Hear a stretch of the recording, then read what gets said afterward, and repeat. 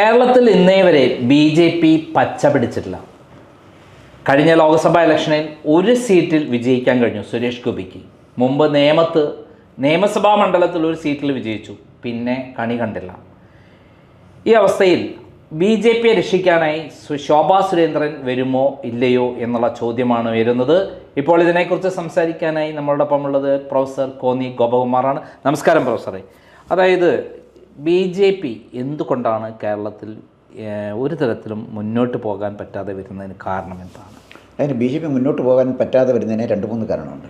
Number 1, കേരളത്തിലെ ജനങ്ങൾ പ്രതീക്ഷിക്കുന്ന വിധത്തിലുള്ള കാലിബറുള്ള ഒരു നേതാവ് ഇതുവരെ ബി ജെ പിയുടെ സംസ്ഥാന പ്രസിഡൻ്റായി വന്നില്ല എന്നുള്ളതാണ് നമ്പർ 1. അതാണ് കാരണം ബി ജെ പിക്കാർക്ക് ഇഷ്ടമായിരിക്കും, അതുകൊണ്ട് കേരളത്തിലെ ജനങ്ങൾ ഇഷ്ടപ്പെടണമെന്നില്ലല്ലോ. അതാണ് നമ്പർ 1. നമ്പർ 2, ബി ജെ പിക്ക് കേരളത്തിലെ ഇലക്ടറൽ പൊളിറ്റിക്സ് ഒരു പ്രത്യേക രീതിയിലാണ്. ഇവിടുത്തെ ഡെമോഗ്രഫിയും കേരളത്തിലെ ജനങ്ങളുടെ രാഷ്ട്രീയ സമീപനമൊക്കെ പരിശോധിച്ച് അധികാരത്തിലെത്താൻ പറ്റുന്ന തരത്തിലൊരു മുന്നണി ഉണ്ടാക്കാൻ ഇതുവരെ കേരളത്തിലെ ബി ജെ പി നേതൃത്വത്തിന് കഴിഞ്ഞിട്ടില്ല. പലരും അവർ വിചാരിച്ചാൽ അക്കോമഡേറ്റ് ചെയ്ത് കൊണ്ടുപോകാവുന്നതാണ്. ഉദാഹരണത്തിന് BDJS അവരുടെ കൂടെ വന്നൊരു പാർട്ടിയാണ്. BDJSൻ്റെ ശക്തി ദൗർബല്യത്തെക്കുറിച്ചല്ല ഞാൻ ഈ പറയുന്നത്. ഈ അടുത്ത സമയത്ത് വന്ന പത്രവാർത്ത BDJS മുന്നണി വിടാൻ ആലോചിക്കുന്നു എന്നുള്ളതാണ്. തെറ്റാണെന്ന് BDJSൻ്റെ നേതാക്കന്മാർ പറഞ്ഞിട്ടുണ്ടെങ്കിലും മുന്നണിയിൽ നിൽക്കുന്ന BDJSൻ്റെ നേതാക്കന്മാരും നിരാശരാണ്. അപ്പോൾ ഇവിടെ പ്രശ്നം എന്താണെന്ന് ചോദിച്ചാൽ, ഈ കേരളത്തിൽ ബി ജെ പിക്ക് തന്നെ ഭരിക്കാമെന്നും അധികാരം കിട്ടിയാലും മുഖ്യമന്ത്രിയാകാനും ആഭ്യന്തരമന്ത്രിയാകാനും ധനമന്ത്രിയാകാനും ഒക്കെ ചില ബി ജെ പി നേതാക്കന്മാർ കുപ്പായം തുന്നിയിരിക്കുകയാണ്. പക്ഷേ അവർ തിരിഞ്ഞു നോക്കുമ്പോൾ അവരുടെ പിന്നിൽ ആളുണ്ടോ എന്നുള്ളൊരു വസ്തുത പരിശോധിക്കാൻ അവർ തയ്യാറാകുന്നില്ല. കേരളത്തിലെ ഇലക്ടറൽ പൊളിറ്റിക്സിലെ ഒരു മുന്നണി സംവിധാനത്തിലൂടെ അല്ലാതെ അധികാരം പിടിച്ചെടുക്കാൻ പറ്റില്ല. പക്ഷേ നിർഭാഗ്യവശാൽ ബി ജെ പിക്ക് അത് കഴിയാതെ പോകുന്നു എന്നുള്ളതാണ് കാര്യം. ഇപ്പോൾ തന്നെ LDF എടുത്താൽ കടന്നപ്പള്ളി രാമചന്ദ്രനും INL-ഉം ശശീന്ദ്രനും പോലെ മന്ത്രിമാരാണ്. അവരുടെയൊക്കെ ജനപിന്തുണ എന്താണെന്ന് നമുക്കറിയാം. ആൻ്റണി രാജു ഒന്നും ജനപിന്തുണയല്ല, പക്ഷേ ഒരു മുന്നണി സംവിധാനമാണ്. അത്ര ഒരു മുന്നണി സംവിധാനം ഉണ്ടാക്കാൻ ബി ജെ പിക്ക് കഴിയുന്നില്ല. അങ്ങനെ ഒരു മുന്നണി സംവിധാനം ഉണ്ടാക്കണമായിരുന്നുവെങ്കിൽ അവർ തന്നെ നേതൃത്വം കൊടുത്ത് ക്രൈസ്തവ പാർട്ടി, ഒരു പാർട്ടി തന്നെ ഉണ്ടാക്കി ക്രൈസ്തവരെ കൂടെ നിർത്താമായിരുന്നു. 2, നമ്മൾ കാണുന്ന മറ്റൊരു പ്രധാനപ്പെട്ട ഒരു കാര്യം, മുസ്ലിങ്ങളെല്ലാം ബി ജെ പിക്ക് എതിരാണെന്ന് പറഞ്ഞിട്ടൊന്നും കാര്യമില്ല. രാജ്യത്തിൻ്റെ പുരോഗതി ആഗ്രഹിക്കുന്ന, സംസ്ഥാനത്ത് സമാധാനം ആഗ്രഹിക്കുന്ന വലിയൊരു വിഭാഗം ആളുകൾ മുസ്ലിം കമ്മ്യൂണിറ്റിയിലുണ്ട്. പക്ഷെ അവരെല്ലാം പെട്ടെന്ന് ബി ജെ പിക്ക് വോട്ട് ചെയ്യണമെന്നില്ലെങ്കിൽ പോലും ബി ജെ പിയുടെ ഒരു ദേശീയതയിലേക്ക് ദേശീയ ബോധമുള്ള പഴയ അബ്ദുൾ റഹ്മാൻ സാഹിബിൻ്റെ പാരമ്പര്യമുള്ള ഒരു ജനത മുസ്ലിങ്ങളുണ്ട്. അവരെല്ലാവരും ആൻറ്റി BJP അങ്ങനെയൊന്നുമല്ല. അവർ കൃത്യമായി കാര്യങ്ങൾ പഠിക്കുകയും കാണുകയും ചെയ്യുന്നതാണ്. പ്രത്യേകിച്ച് ഇപ്പോൾ ഈ മലപ്പുറത്തൊക്കെ വിദ്യാഭ്യാസ രംഗത്ത് വന്ന മാറ്റം വലിയ മാറ്റങ്ങളാണ്. പെൺകുട്ടികളൊക്കെ ഒരുപാട് പഠിച്ച് മിടുക്കരായെന്നാണ്. അപ്പോൾ അവരൊക്കെ സ്വതന്ത്രമായിട്ട് ചിന്തിക്കുന്ന ആളുകളാണ്. അപ്പോൾ രാജ്യം മുഴുവൻ ഇങ്ങനെ പോകുമ്പോൾ, രാജ്യമൊക്കെ വികസിച്ച് പോകുമ്പോൾ എന്തിനും BJP-യിൽ നിന്ന്, ആ മുഖ്യധാര രാഷ്ട്രീയത്തിൽ നിന്ന് മാറി നിൽക്കുന്നു, നമുക്കും നമ്മുടേതായ പങ്ക് നിർവഹിച്ചുകൂടെ, വികസനവുമായി യോജിച്ചുകൂടെ എന്ന് ചിന്തിക്കുന്ന ഒരു ന്യൂനപക്ഷമാണെങ്കിൽ ശരി, തീർച്ചയായിട്ടും മുസ്ലിം സമുദായത്തിലുണ്ട്. അതൊക്കെ പ്രയോജനപ്പെടുത്തണമെങ്കിൽ BJPക്ക് നല്ല ഒരു നേതാവ് വേണം. ഉദാഹരണത്തിന് കഴിഞ്ഞ പാർലമെൻറ്റ് ഇലക്ഷൻ്റെ ഡോക്ടർ അബ്ദുൾ സലാമാണ് മലപ്പുറത്ത് നിന്ന് മത്സരിച്ച ആൾ. അദ്ദേഹം കാലിക്കറ്റ് യൂണിവേഴ്സിറ്റി വൈസ് ചാൻസലറായിരുന്നു, പണ്ഡിതനാണ്, ഏറ്റവും പറ്റിയ ഒരാളാണ് അവിടുത്തെ സ്ഥാനാർത്ഥിയായിട്ട് കിട്ടാൻ. പക്ഷേ പ്രധാനമന്ത്രി വന്നപ്പോൾ അദ്ദേഹത്തിൻ്റെ വാഹനത്തെ കയറ്റാൻ അദ്ദേഹത്തിനെ അനുവദിച്ചില്ല. അക്ബർ അലി, ഇപ്പോൾ രാമസിംഹൻ എൻ്റെ പേര് സ്വീകരിച്ച ആളാണ്, സിനിമാ സംവിധായകൻ. അത് നല്ല സിനിമാ സംവിധായകനാണ്. അദ്ദേഹം ഒരു അഭിമുഖത്തിൽ ഞാൻ പറയുന്നത് കേട്ടു, അദ്ദേഹത്തോടെ BJPയുടെ ചില നേതാക്കൾ ഏഴാം കൂലികൾ, ഒരു ക്വാളിറ്റി ഇല്ലാത്തവരാണ്, വളരെ മോശമായി പെരുമാറി, തനിക്ക് എന്തിവിടെ കാര്യം എന്ന് ചോദിച്ചതായിട്ട് അദ്ദേഹം തന്നെ പറഞ്ഞു വെച്ചാണ് ഞാൻ ഈ പറയുന്നത്. അപ്പോൾ ഇതിൻ്റെ അർത്ഥം എന്താണെന്ന് വെച്ചാൽ, കുറച്ച് മന്ദബുദ്ധികൾ ഒരു കൊടിയുമായിട്ട് ഇറങ്ങിയാൽ അങ്ങനെയൊന്നും ആളുകൾ വോട്ട് ചെയ്യത്തില്ല. ഇവിടെ അതാണ് ഞാൻ പറഞ്ഞത്. BJPക്ക് കൃത്യമായി വേണ്ടത് ഒരു മുന്നണി രാഷ്ട്രീയം ഉണ്ടാക്കത്തക്ക വിധത്തിൽ നന്നായിട്ട് കാര്യങ്ങൾ മുന്നോട്ട് കൊണ്ടുപോകാൻ പറ്റണം. ഇതിലെല്ലാം ഉപരിയായിട്ട് പ്രസൻറ്റബിളായ ഒരു നേതാവ് BJP നയിക്കാൻ വേണം. ഒരു നേതാവ് പ്രസൻറ്റബിളാണോ ഇല്ലയോ എന്ന് തീരുമാനിക്കുന്നത് തിരഞ്ഞെടുപ്പ് രംഗത്ത് അദ്ദേഹത്തെ എത്ര % ജനങ്ങൾ അംഗീകരിക്കുന്നു എന്ന് നോക്കിയല്ലേ നമുക്ക് പറയാനൊക്കത്തുള്ളൂ. BJPയിലെ കുറേ ഗ്രൂപ്പുകാർ അംഗീകരിക്കുന്നു പറഞ്ഞാൽ ആർക്കാ പറയണം? BJP ആരെ വേണമെങ്കിലും അംഗീകരിച്ചു പോട്ടെ. ഇത്രയോ കാലമായിട്ട് BJP കുറേ ആളുകളെ കൊണ്ടുവന്ന് അവരെയൊക്കെ അംഗീകരിച്ചു പോയില്ലേ. ചിലർ ഗവർണർമാരായി, ചിലർ മന്ത്രിമാരായി, MP-മാരായി. അതുകൊണ്ട് എന്താ കേരളത്തിൽ എന്ത് ചലനം ഉണ്ടാക്കാൻ പറ്റി? പക്ഷേ അത് ഞാൻ പറഞ്ഞു വന്നത് തന്ത്രപൂർവ്വം ഇക്കാര്യം ആലോചിച്ച് മുന്നോട്ട് കൊണ്ടുപോകാൻ പറ്റുന്ന ക്രൗഡ് പുള്ളറായ ഒരു നേതാവ് ബി ജെ പിക്ക് വന്നാൽ തീർച്ചയായിട്ടും കേരളത്തിൽ ബി ജെ പിക്ക് സ്പേസ് ഉണ്ടെന്ന് തന്നെയാണ് ഞാൻ കരുതുന്നത്. അങ്ങനെ ഒരു നേതാവിനെ അങ്ങേക്ക് ചൂണ്ടിക്കാണിക്കാൻ പറ്റുന്നുണ്ടോ? ഇപ്പോഴത്തെ നിലയിൽ അങ്ങനെ ഒരു നേതാവ് തീർച്ചയായിട്ടും ശോഭാ സുരേന്ദ്രനാണെന്നാണ് എൻ്റെ വ്യക്തിപരമായ അഭിപ്രായം. ഞാനിത് ഒരു അഭിപ്രായം പറയുമ്പോൾ സ്വാഭാവികമായിട്ട് അങ്ങ് ചോദിക്കുമല്ലോ എന്തുകൊണ്ട് ശോഭാ സുരേന്ദ്രനെ. അതെ, ആ ചോദ്യം ഉറപ്പാണല്ലോ. ഉറപ്പാണല്ലോ, അത് വളരെ ഉറപ്പല്ലേ. അത് ഞാനത് പറയുമ്പോൾ 2-3 കാരണങ്ങളുണ്ട്. ഒന്ന്, ശോഭാ സുരേന്ദ്രൻ ആദ്യമായിട്ട് മത്സരിച്ചൊരു തെരഞ്ഞെടുപ്പ് എന്നാൽ വടക്കാഞ്ചേരിയിലെ തെരഞ്ഞെടുപ്പാണ്. അന്ന് കെ മുരളീധരൻ കരുണാകരൻ്റെ മകൻ മത്സരിക്കുന്ന സമയമാണ്. AC മൊയ്തീനും കരുണാകരനും കെ മുരളീധരനും ശോഭാ സുരേന്ദ്രനുമാണ് മത്സരിക്കുന്നത്. ആ തെരഞ്ഞെടുപ്പിൽ അതിന് തൊട്ട് മുമ്പ് നടന്ന തെരഞ്ഞെടുപ്പിൽ BJP കിട്ടിയത് 4000 വോട്ടാണ്. ശോഭാ സുരേന്ദ്രൻ അവിടെ മത്സരിച്ചപ്പോൾ ആ വോട്ട് 11,000 വോട്ടായിട്ട് മാറി. അതിൻ്റെ പ്രത്യേകത ഈ 11,000 വോട്ടിൻ്റെ ഒരു മൂല്യം എവിടെയാണെന്ന് ചോദിച്ചാൽ ഓരോ വോട്ടിനും വലിയ മൂല്യമുള്ളൊരു തിരഞ്ഞെടുപ്പായിരുന്നു. കാരണം കെ മുരളീധരൻ കെ കരുണാകരൻ്റെ മകൻ്റെ രാഷ്ട്രീയ ഭാവി തീരുമാനിക്കുന്നൊരു തിരഞ്ഞെടുപ്പാണ് അവിടെ. അപ്പം ഇഷ്ടംപോലെ പണം ഒഴുകിക്കൊണ്ടിരിക്കുകയാണ് വടക്കാഞ്ചേരിയിൽ. റോഡെ വല വെച്ചാൽ പണം കിട്ടും, അതുപോലെ പണം ഒഴുകുന്നൊരു കാലഘട്ടം. ഒരുപാട് പ്രഷർ ഞാൻ മനസ്സിലാക്കുന്നിടത്തോളം അവരെ പിൻവലിക്കാനോ അല്ലെങ്കിൽ മത്സരരംഗത്തുനിന്ന് മന്ദഭാവത്തിൽ പോകാനോ ഒക്കെ സ്വാഭാവികമായിട്ട് ഉണ്ടാകുമല്ലോ. അപ്പോൾ തൊട്ടടുത്ത് മുമ്പ് നടന്ന തെരഞ്ഞെടുപ്പിൽ 4000 വോട്ടാണ് BJP സ്ഥാനാർത്ഥി കിട്ടിയെങ്കിൽ കെ മുരളീധരൻ സ്ഥാനാർത്ഥിയായ ഒരു തെരഞ്ഞെടുപ്പിൽ അവർക്ക് 11,000 വോട്ടായിട്ട് വർദ്ധിപ്പിക്കാൻ കഴിഞ്ഞു. അന്ന് AC മൊയ്തീനെ വിജയിപ്പിക്കാൻ വേണ്ടി കെ മുരളീധരനെതിരെ ഒരു ഇഷ്യൂ തന്നെ ഞാൻ ഇറക്കിയിരുന്നു. തീർച്ചയായിട്ടും ക്രൈമിൻ്റെ പ്രത്യേക ഒരു പതിപ്പ് തന്നെ ഇറക്കിയിരുന്നു. അത് ഭയങ്കരമായി എഫക്റ്റ് ചെയ്തിരുന്നു അവിടെ. തീർച്ചയായിട്ടും തോൽവിക്ക് പ്രധാനപ്പെട്ട ഒരു ഘടകമായിരുന്നു. അതായത് പത്തനംതിട്ട ഒരു മുനിസിപ്പൽ ചെയർപേഴ്സണായിട്ടുള്ള അവരുടെ മുരളീധരനായിട്ടുള്ള അന്നത്തെ പ്രശ്നമൊക്കെ വലിയ ഇഷ്യൂ ആയിരുന്നു. മുകുന്ദപുരത്ത് പത്മജിക്കെതിരായിട്ടും വന്നു. അത് വേറെ ഇവിടെ ക്രൈം വന്നിട്ടുണ്ട്. അതെ മിക്ക സ്ഥലത്തും അങ്ങനത്തെ കാര്യമുണ്ട്. പക്ഷേ മുരളീധരൻ്റെ വാട്ടർലൂ ആയിട്ടുള്ള ഒരു ലക്ഷണമായിരുന്നു ഇവിടെ. അതെ, അല്ല ഞാൻ പറഞ്ഞു വന്നത് തീർച്ചയായിട്ടും പത്രമാധ്യമങ്ങൾക്ക്, കാരണം ക്രൈം അത് പറഞ്ഞപ്പോൾ ജനങ്ങൾ അതെടുത്തത് അതിനകത്ത് സത്യത്തിൻ്റെ എലിമെൻ്റ് ഉള്ളതുകൊണ്ടാണ്. കള്ളം പറഞ്ഞ് ജനങ്ങൾ എടുക്കത്തില്ല, സത്യം പറഞ്ഞുകൊണ്ടാണ് ജനം എടുത്തത്. അതതിൻ്റെ വാസ്തവം. ഇപ്പം ഞാനീ പറഞ്ഞു വന്നത് രണ്ടാമത് വന്നു കഴിഞ്ഞപ്പോഴത്തേക്ക് പിന്നീട് അവർ മത്സരിച്ചത് പാലക്കാടാണ്. പാലക്കാട് മത്സരിച്ചപ്പോഴേ അതിന് മുമ്പ് പാർലമെൻറ്റിലേക്ക് നിന്നത് ഇദ്ദേഹം CK പത്മനാഭനായിരുന്നു. പത്മനാഭൻ നിന്നതിനേക്കാൾ 63,000 വോട്ട് കൂടുതലാണ് ശോഭാ സുരേന്ദ്രന് കിട്ടിയത്.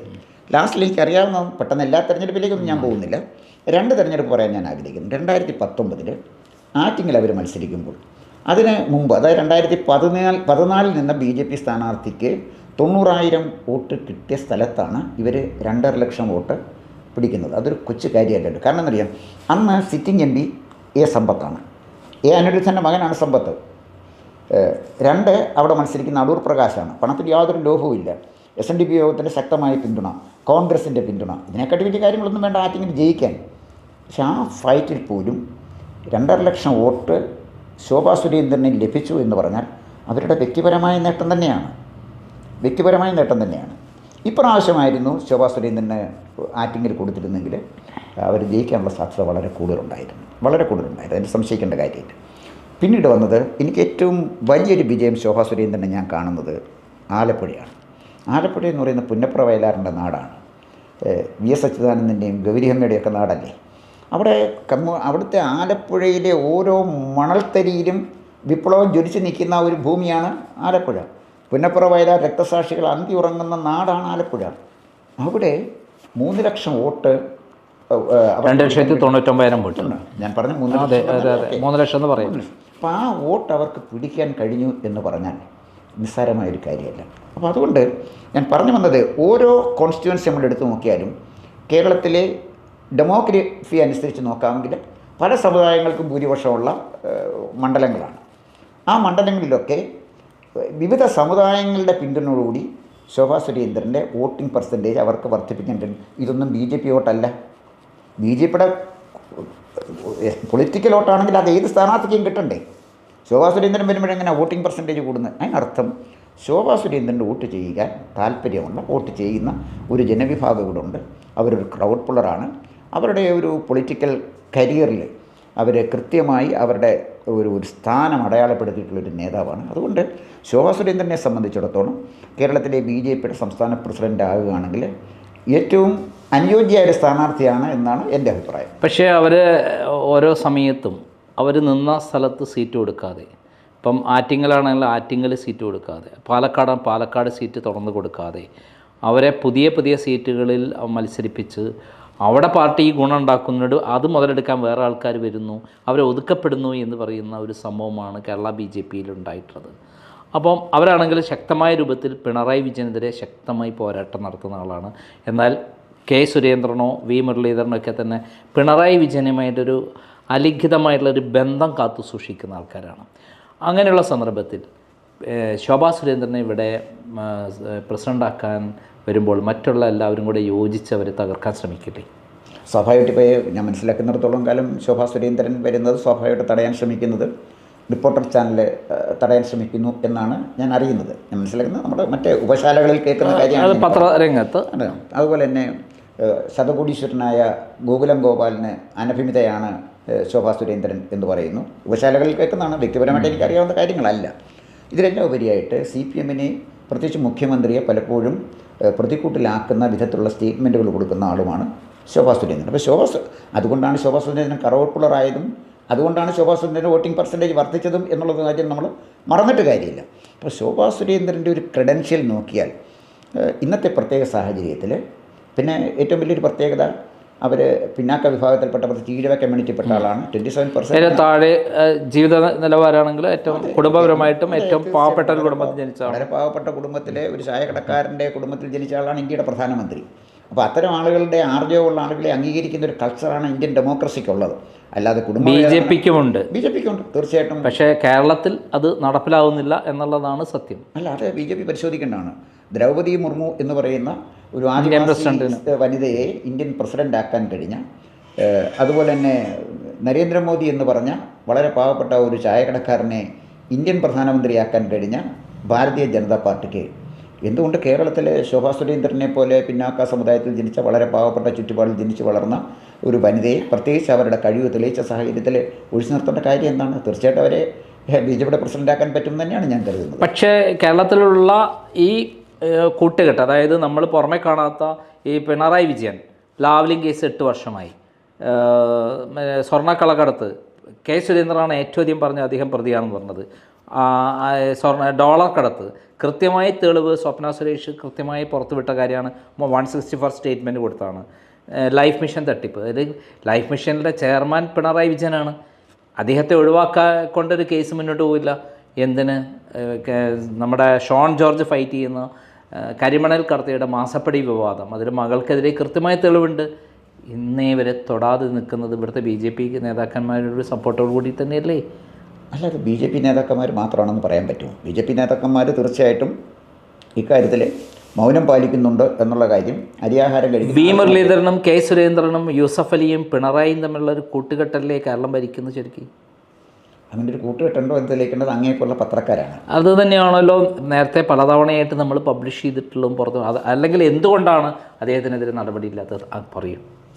അത് ചിന്തിക്കേണ്ട ഒരു വിഷയമാണ്. കാരണം യൂസഫ് അലിയും K Muraleedharan K Surendran V മുരളീധരനും കെ സുരേന്ദ്രനും ഒക്കെ ആയിട്ട് കൂട്ടുകെട്ടുണ്ടെന്ന് പറയുന്നു. ഓക്കെ, അത്തരം എന്താ UDFന് ഇതെടുക്കാൻ എന്താ തടസ്സമായിട്ട് നിൽക്കുന്നത്?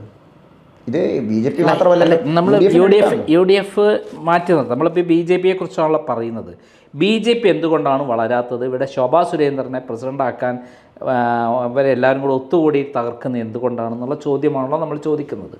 അല്ല, ഇതിനകത്ത് കാരണം BJPയെ സംബന്ധിച്ചിടത്തോളം എല്ലാ സ്റ്റേറ്റിലും എല്ലാ മുഖ്യമന്ത്രിമാരെയും പിടിച്ചാത്താക്കുന്ന ആൾക്കാർക്ക് പിണറായി വിജയൻ ഇത്രയൊക്കെ ചെയ്തിട്ടും ഇത്ര ചെയ്തിട്ടും കൂളായിട്ട് നടക്കുന്നു, ഒരു പ്രശ്നമില്ല.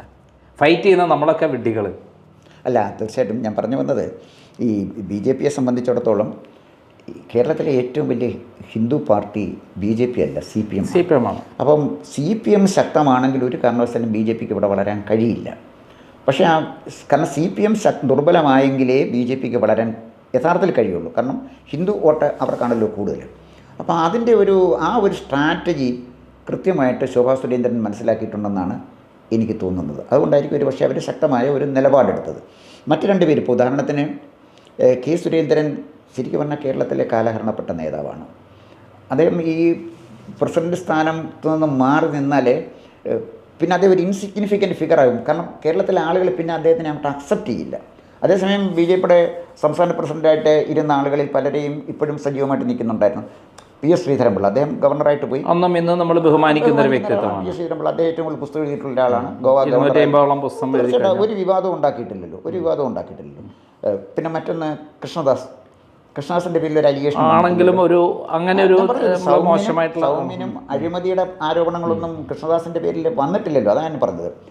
CK പത്മനാഭൻ, അവരൊക്കെ ഇപ്പോഴും ഒരു സാന്നിധ്യമായിട്ടുള്ളപ്പോൾ ഇത്രയും നെഗറ്റീവായ ഒരു പേഴ്സണാലിറ്റി ആയിട്ട് മാറിയത് K. സുരേന്ദ്രൻ മാത്രമേ ഉള്ളൂ എന്നുള്ളതാണ്. കാരണം അദ്ദേഹത്തിൻ്റെ ശത്രുക്കൾ പാർട്ടിയിൽ വളരെ കൂടുതലുണ്ട്.